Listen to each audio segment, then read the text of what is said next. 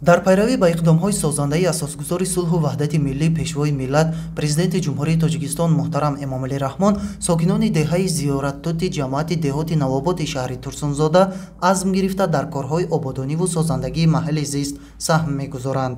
Ин навбат сокинони деҳа сарҷамъ шуда бо харҷи беш аз 1 млн 400 000 сомонӣ зиёда аз 3 километр роҳи маҳаллиро асфалт пушт намуданд. Сокинон бо азму иродаи хештаншиносӣ баҳри ободии диёри худ камари ҳиммат баста корҳои созандагиву бунёдкориро идома медиҳанд.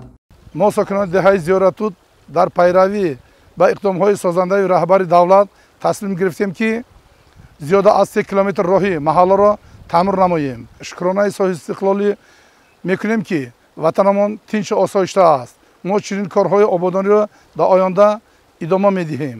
барои босифат анҷом додани таъмири роҳ техникаҳои муосири роҳсозӣ сафарбар гардида аз масолиҳи хушсифати ватанӣ истифода бурда мешавад.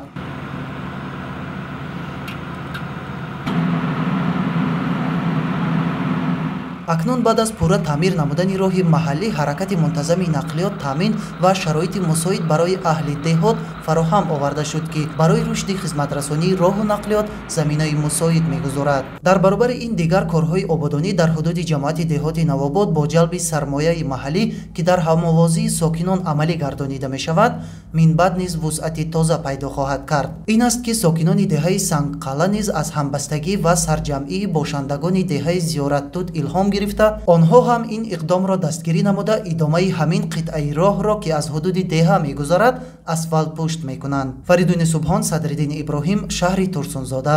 Ахбор.